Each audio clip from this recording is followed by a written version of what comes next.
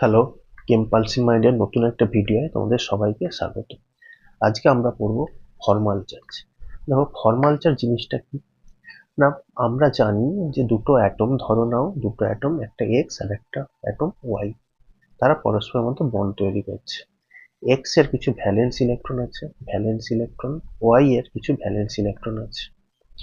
এই valence electron এই bond তৈরিতে অংশগ্রহণ করে।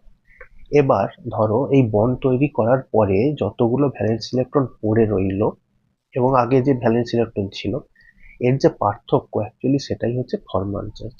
দেখো, ফর্মাল চার্জ কি রকম হয়? ফর্মাল চার্জ হয় তিন রকম: পজিটিভ, নেগেটিভ আর জিরো। ধরো এর যখন বন্ড তৈরি করার আগে এর যতগুলো ভ্যালেন্স ইলেকট্রন ছিল, ঠিক আছে, এবার বন্ড তৈরি করার পর যতগুলো ভ্যালেন্স ইলেকট্রন আছে, সেই ভ্যালেন্স ইলেকট্রন সংখ্যা যদি আগের ভ্যালেন্স ইলেকট্রনের থেকে কম হয় তাহলে ফর্মাল চার্জ কত হবে? না, পজিটিভ। যদি দেখা যায় যে আগে এর যতগুলো ভ্যালেন্স ইলেকট্রন ছিল আর এখন যতগুলো ভ্যালেন্স ইলেকট্রন আছে সেটা আগের থেকে বেশি, আগের সংখ্যার থেকে, তাহলে ফর্মাল চার্জ কত হবে? না, নেগেটিভ। আর যদি আগের ভ্যালেন্স ইলেকট্রন আর বন্ড তৈরি করার পরের ভ্যালেন্স ইলেকট্রন সমান হয় তাহলে ফর্মাল চার্জ এই অ্যাটমের কত হবে? না, শূন্য। বোঝা গেছে? তাহলে এই ফর্মাল চার্জ আমরা কি করে বার করব? দেখো, তার একটা খুব সহজ রুল আছে যে ফর্মাল চার্জের সময় কোনো অ্যাটমের এই তার ফ্রি অবস্থায় যতগুলো ভ্যালেন্স ইলেকট্রন আছে সেটা আমরা নেব ভ্যালেন্স ইলেকট্রন। সেটা থেকে কি বাদ দেবো? না, এখন বন্ড তৈরি করার পরে কতগুলো আনশেয়ার্ড ইলেকট্রন পড়ে রইল, ঠিক আছে। মাইনাস কি না, তার সে কতগুলো বন্ড তৈরি করেছে। খুব সহজে আমরা বুঝবো, একটা উদাহরণ দিলে জিনিসটা বুঝতে সুবিধা হবে।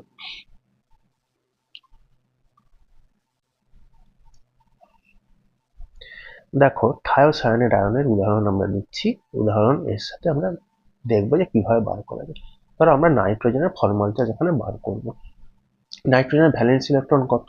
আমরা সবাই জানি নাইট্রোজেনের ভ্যালেন্স ইলেকট্রন 5, ঠিক আছে। আচ্ছা, এখানে দেখো কত আনশেয়ার ইলেকট্রন কতগুলো পড়ে আছে। না দেখো, লোন পেয়ার কটা? দুটো।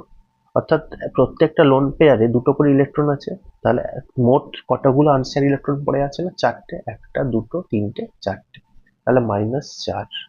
আর এ কটা বন্ড তৈরি করেছে দেখো। না, নাইট্রোজেন এখানে বন্ড তৈরি করেছে শুধু কার্বনের সাথে। কটা বন্ড? না, দুটো বন্ড। একটা, দুটো। তাহলে আমরা করব 2। তাহলে দেখো কত হচ্ছে? না, হচ্ছে কত? -1। তো সেই জন্যই নাইট্রোজেনের ফর্মাল চার্জ কত দেখো? -1। আমরা এই স্ট্রাকচারেরই সালফারের ফর্মাল চার্জটা বার করি। বলো, সালফারের বহিস্থ কক্ষে কতগুলো ইলেকট্রন আছে? না, সালফারের বহিস্থ কক্ষে ইলেকট্রন আছে 6টা। এখানে কতগুলো ইলেকট্রন আনশেয়ার পড়ে আছে? না, 4টে। তাহলে 6 - 4। আর সালফার কতগুলো বন্ড তৈরি করেছে? না, দুটো। দুটো। তাহলে কত হচ্ছে? 0। তো সেই জন্যই কি কোনো ভ্যালু নেই, ফর্মাল চার্জ এখানে লেখা নেই। এটা ফর্মাল চার্জ কত? না, 0। সেইভাবে আমরা বিভিন্ন ফর্মাল চার্জ এখানে বার করতে পারি। তোমাদের এখানে করে দেওয়া আছে, তোমরা নিজেরা করে দেখতে পারো। যেমন সায়ানাইড আয়নের এখানে করে দেখা আছে। প্রত্যেকটা ফর্মাল চার্জ আমরা এইভাবে বার করতে পারি। এবার দেখো, এইখানে আমরা একটা জিনিস দেখতে পাচ্ছি। আমরা যদি প্রথমে এই থায়োসায়ানাইড আয়নটাই দেখি, যে 3 রকম এরকম রেজোনেটিং স্ট্রাকচার আমরা এখানে অলরেডি দেখতে পাচ্ছি। তাহলে আমাদের একটা প্রশ্ন আসে যে তিনটের মধ্যে কোনটা আমরা অ্যাকচুয়ালি থায়োসায়ানাইডের স্ট্রাকচার হিসাবে দেখব। ফর্মাল চার্জ আমাদেরকে সেইটা বার করতে হেল্প করে। আমাদের কয়েকটা রুল মনে রাখলে যদি আমরা ফর্মাল চার্জ তাদের বার করে দেখি তাহলে আমরা বুঝতে পারবো যে এই সমস্ত স্ট্রাকচারগুলোর মধ্যে কোন স্ট্রাকচারটা সব থেকে স্টেবল হবে। তো সেই রুলটা চলো আমরা একটু দেখে নিই। দেখো, আমরা যদি দেখি যে থায়োসায়ানাইড আয়ন, ঠিক আছে, ধরো থায়োসায়ানাইড আয়ন, এর ক্ষেত্রে এর ওভারঅল চার্জ কত? না, -1। সেক্ষেত্রে এর যে এই স্ট্রাকচারগুলোর ক্ষেত্রে প্রত্যেকের যে ফর্মাল চার্জ আছে না, সেইগুলোর যোগফল কিন্তু এর টোটাল চার্জের সাথে সমান হতে হবে। যেমন এখানে দেখো, সালফারের কত? না, পজিটিভ +1। নাইট্রোজেনের কত? -2। এই দুটো যোগ করলে কত হয়? -1, যেটা এর টোটাল চার্জের সাথে সমান হচ্ছে। তো এটা হচ্ছে আমাদের প্রথম রুল। দ্বিতীয় যেটা, সেটা হচ্ছে যে আমরা এই যখন প্রত্যেকটা স্ট্রাকচারের ক্ষেত্রে প্রত্যেকটা অ্যাটমের যখন ফর্মাল চার্জ বার করব, তার যত কম ফর্মাল চার্জ হবে সেটা তত কি হবে? না, স্টেবল হবে। যদি দেখা যায় সবচেয়ে বেশি সংখ্যক অ্যাটমের যেখানে 0, ফর্মাল চার্জ হবে সে কিনা সব থেকে স্টেবল হবে। তারপর দেখা যায় যদি যে +1 অথবা -1 আছে কোনো ফর্মাল চার্জ অ্যাটমে, সে স্টেবল হবে। কার থেকে না, যদি +2 +3 হয় বা এরপর পর যত হবে, অর্থাৎ ফর্মাল চার্জ যত কম হবে সেই স্ট্রাকচারটা তত বেশি কি হবে না, স্টেবল হবে। ঠিক আছে, এইবার দেখো আর একটা রুল যেটা খুব ইম্পর্টেন্ট, সেটা হচ্ছে যে নেগেটিভ চার্জ কোথায় হবে? নেগেটিভ চার্জ হবে ইলেকট্রোনেগেটিভ অ্যাটমের ফর্মাল চার্জ। আর যখন ইলেকট্রোপজিটিভ কোনো অ্যাটম থাকবে তার কি হবে না, পজিটিভ ফর্মাল চার্জ হবে। ঠিক আছে, যদি উল্টো হয়ে যায় তাহলে সেই স্ট্রাকচারটা কিন্তু খুব আনস্টেবল হবে। আচ্ছা, নেক্সট দেখো, যেমন আমরা এখানে একটা এক্সাম্পল দেখবো। দেখো আমাদের এই স্ট্রাকচারটার ক্ষেত্রে এটা হচ্ছে থায়োফর্মেড আয়ন। থায়োফর্মেড আয়নের এ এবং বি এই দুটো স্ট্রাকচারের ক্ষেত্রে আমরা একটু তুলনা করে দেখলে বুঝতে পারবো এই রুলটা। দেখো স্ট্রাকচার এর ক্ষেত্রে এবং বি এর ক্ষেত্রে আমরা অক্সিজেনের ইলেকট্রোনেগেটিভিটি সালফারের থেকে বেশি, এ মোর ইলেকট্রোনেগেটিভ। তাহলে কি হবে, এর ফর্মাল চার্জ কি হবে, নেগেটিভ হবে, এবং সালফারের কি হবে না, পজিটিভ হবে। তো এখানে দেখো সালফারের কি আছে না, -1 ফর্মাল চার্জ, এবং এখানে অক্সিজেনের কি আছে না, -1। তাহলে তোমরাই বলো যে কোনটা বেশি স্টেবল হবে? অবশ্যই স্ট্রাকচার বি কি হবে, মোর স্টেবল হবে। আচ্ছা, নেক্সট রুলটা দেখো, যে চার্জ যখন একই ধরনের চার্জ থাকবে, ঠিক আছে, দুটো রুল একই ধরনের রুল, যে যখন একই ধরনের চার্জ থাকবে, ধরো দুটো মাইনাস চার্জ বা দুটো প্লাস চার্জ আছে, তারা যদি দূরে থাকে তাহলে সেই স্ট্রাকচারটা কি হবে, স্টেবল হবে। এবং তারা যদি কাছাকাছি থাকে বা একই অ্যাটমে থাকে তাহলে সেই স্ট্রাকচারটা কি হবে না, লেস স্টেবল হবে। যেমন এখানে অ্যাজাইড আয়নের ক্ষেত্রে এই এই এ, যদি এটাকে এ বলি এবং এটাকে যদি বি বলি, এই স্ট্রাকচার দেখো নেগেটিভ চার্জ এইখানে নাইট্রোজেনে আছে এবং আর একটা নাইট্রোজেন পরের দূরের নাইট্রোজেনে আছে। তো এই স্ট্রাকচারটা কি হবে, এর থেকে বেশি স্টেবল হবে, কারণ এখানে একটা নাইট্রোজেনেই দুটো নেগেটিভ চার্জ আছে। ঠিক আছে, কিন্তু অপোজিট চার্জের ক্ষেত্রে, যে পজিটিভ এবং নেগেটিভ, এরা যত কাছাকাছি থাকবে তত হচ্ছে বেশি স্টেবল হবে। যেমন এই স্ট্রাকচারটার ক্ষেত্রে দেখো পজিটিভ চার্জ এবং নেগেটিভটা একটু দূরে আছে, কিন্তু এখানে তারা পাশাপাশি দুটো অ্যাটমে আছে। তো সেই জন্য কি হবে, এই স্ট্রাকচারটা ওই স্ট্রাকচারটার থেকে মোর স্টেবল হবে। আর একটা শেষের রুল, যে সাধারণত আমরা প্রথমে কি করি না, অক্টেট কমপ্লিট হয়েছে কিনা সেইটা দেখে নিই।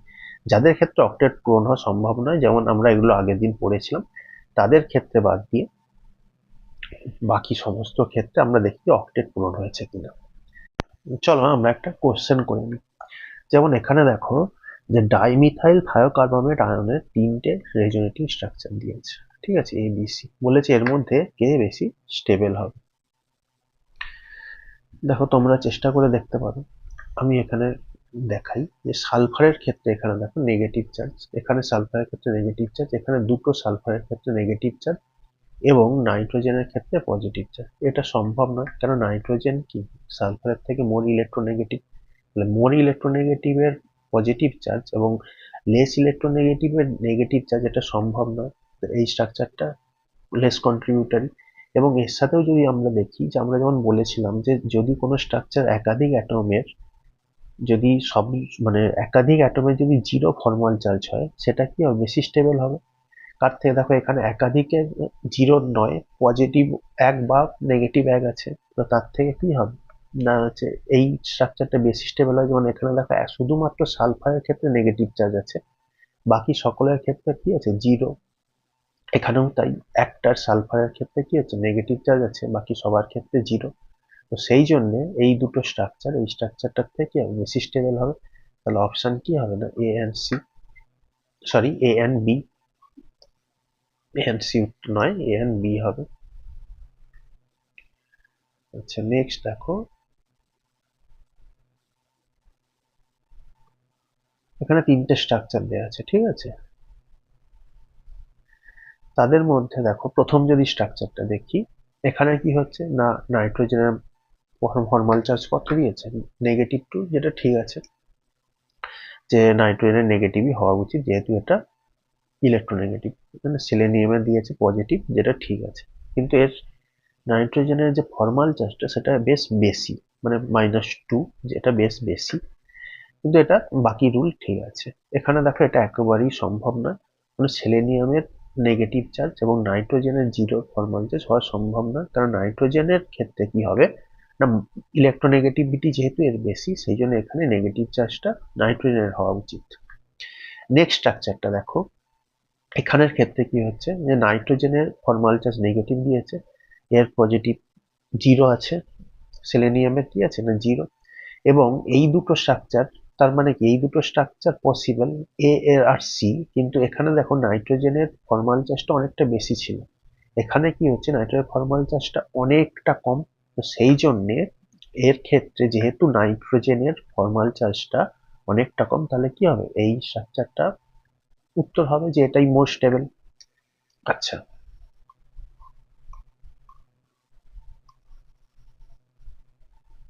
এখানে দেখো ডাইথায়োকার্বনেটের দেয়া আছে এবিসি, এটা তোমরা বার করবে, করে বলবে যে কোন স্ট্রাকচারটা মোর স্টেবল হবে, এবং সেটা তোমরা আমাকে কমেন্ট করে জানাতে পারো। আচ্ছা, আর একটা স্ট্রাকচার দেখি। এখানে দেখো এই স্ট্রাকচারটার সঙ্গে এই স্ট্রাকচারটা যদি আমি তুলনা করি, এইটা এবং এটা, তোমরা দেখতে পাবে যে এখানে কি হচ্ছে, নাইট্রোজেনের -2 চার্জ, সালফারের +1 চার্জ, অক্সিজেনের 0। এখানে কি আছে, নাইট্রোজেনের নেগেটিভ চার্জ, সালফারের কত পজিটিভ চার্জ, এবং অক্সিজেনের কত না নেগেটিভ। তাহলে কি হবে বলো, কোন স্ট্রাকচারটা বেশি স্টেবল হবে?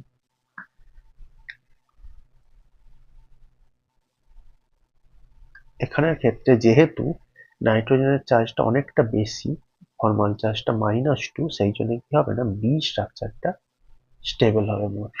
আচ্ছা, এই ক্ষেত্রে দেখো এটা সেই আবার একই জিনিস, যে সালফারের ক্ষেত্রে কি হয়েছে না -1 হয়েছে, এবং অক্সিজেনের ক্ষেত্রে এখানে দেখো -1, তাহলে কোনটা স্টেবল হবে? এইটা হবে, যেহেতু নেগেটিভ ফর্মাল চার্জটা মোর ইলেকট্রোনেগেটিভের সঙ্গে আছে।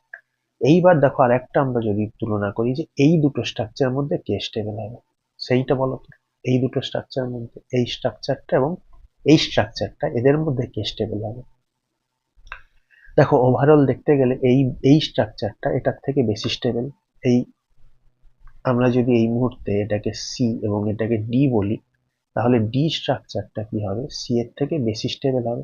তার কারণ কি, এখানে দেখো প্রত্যেকটারই ফর্মাল চার্জ হয় +1 নয় -1, হয় +1 নয় -1, কিন্তু এখানে দেখো এর জিরো, নাইট্রোজেনের সালফারেরও জিরো, শুধুমাত্র অক্সিজেনের -1, অর্থাৎ টোটাল ফর্মাল চার্জ এখানে অ্যাটমে বেশি সংখ্যক অ্যাটমের ফর্মাল চার্জ যেহেতু জিরো, সেই জন্যে এই স্ট্রাকচারটা যেটা ডি বলে আমরা এই মুহূর্তে বলছি, সেটা কি হবে সি এর থেকে বেশি স্টেবল হবে। তো এইখানে আমরা ফর্মাল চার্জ টপিকটা কমপ্লিট করলাম, অনেক এক্সাম্পল সলভ করলাম। তোমরা ভিডিওটা দেখো, লাইক করো, সাবস্ক্রাইব করো।